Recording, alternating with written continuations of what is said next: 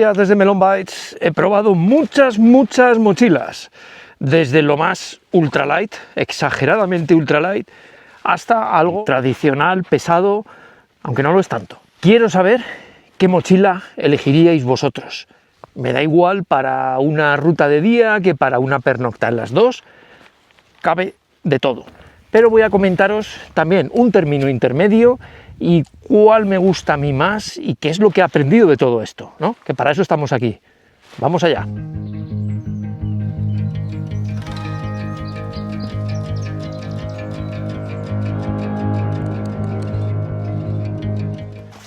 Este realmente fue el extremo del ultralight en mi recorrido por las mochilas.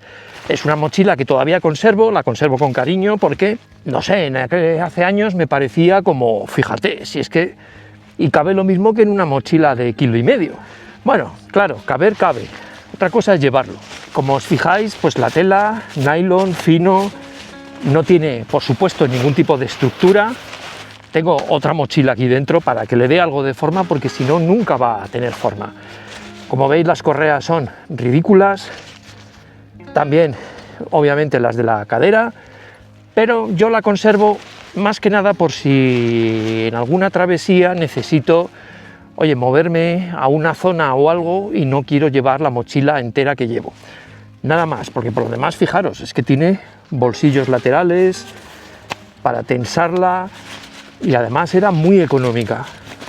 Que si lleváis una chaqueta y un bocadillo, pues vale. Para más cosas.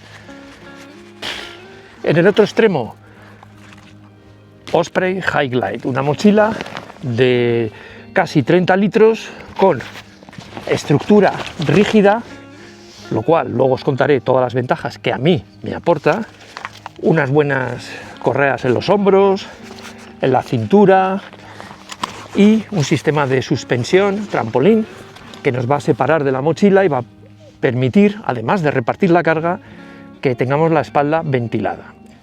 Lo dicho, igual que os decía que con esta, que para llevar una chaqueta y un bocadillo puede valeros, pues esta, para llevar una chaqueta y un bocadillo, pues es excesiva.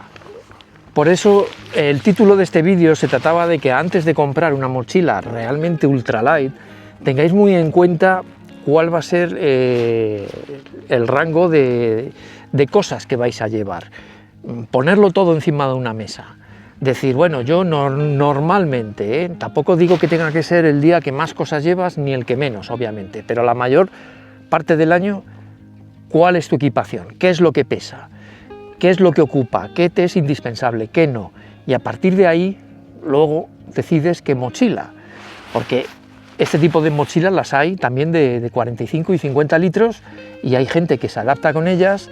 Yo personalmente no, porque creo que una mochila de estas, montarla la montas, pero luego durante el día, si quieres sacar una chaqueta, o quieres sacar comida, o quieres mover lo otro, o se pone a llover y necesitas unos pantalones chubasquero, tienes que estar sacando y metiendo cosas en una mochila que sin estructura y sin nada es terrible.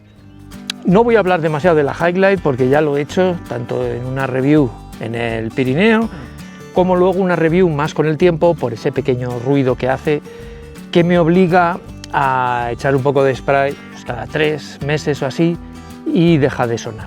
El peso no lo veo exagerado, estamos hablando de la talla L, con lo que nos vamos a 30 litros y estamos en 970. En mi báscula, quitándole, que viene incluida la funda de lluvia, pues nos vamos casi a 900 gramos. 900 gramos por 30 litros, con estructura, con suspensión, con unas correas decentes, pues estamos ahí bastante bien, creo. Una de estas, pues es la que yo recomendaría al usuario normal en rutas de diario 22 litros. Si nos vamos a pernocta, pues buscaría algo entre 35 a 45 litros que ya tuviera correas. Aquí hay unas Talon estupendas, el sistema es bastante parecido a este, que se flexiona un poco, pero tienes una semi-estructura, está en un punto medio, sin llegar a una estructura completa como la High-Glide. Me da igual Gregory, que Deuter, que Millet, todos están haciendo ahora mismo mochilas básicamente en dos rangos, los que flexionan y los que no. Y estoy harto de ver vídeos donde te hacen una review de una mochila, pero no te enseñan si se flexiona o no. Si no cargas bien la mochila y el peso, metes peso arriba que pese y estás tirando de ello, pues no reparte bien el peso, cosa que la Highlite hace estupendamente. Mochilas ultra light, mega ultra light, no pesan nada, ocupan muy poquito, las podéis echar en cualquier sitio, son muy flexibles, reparten fatal el peso, fatal, se os va a clavar absolutamente todo.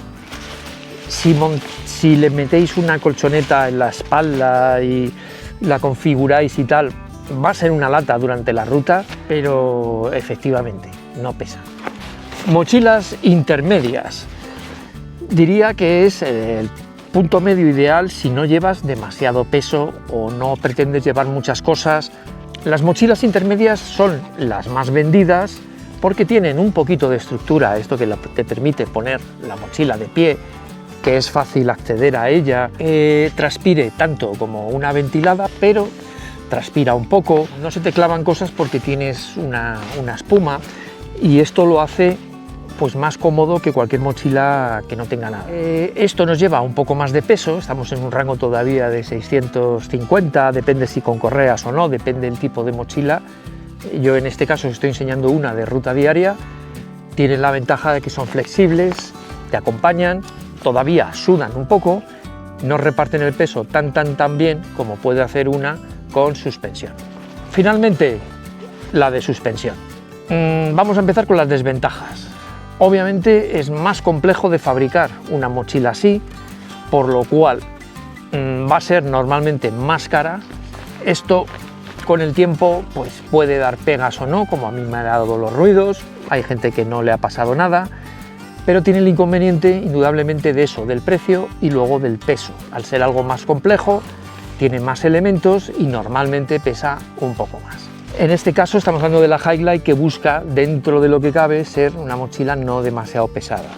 ¿Ventajas que tiene? Pues es eso, que vas a sudar menos, vas a notar una ventilación, vas a notar una distribución del peso, vas a poner la mochila en el suelo y se queda absolutamente rígida, es más fácil acceder a las cosas, no sé, tiene ciertas cosas de confort que a la larga pues te vas acostumbrando.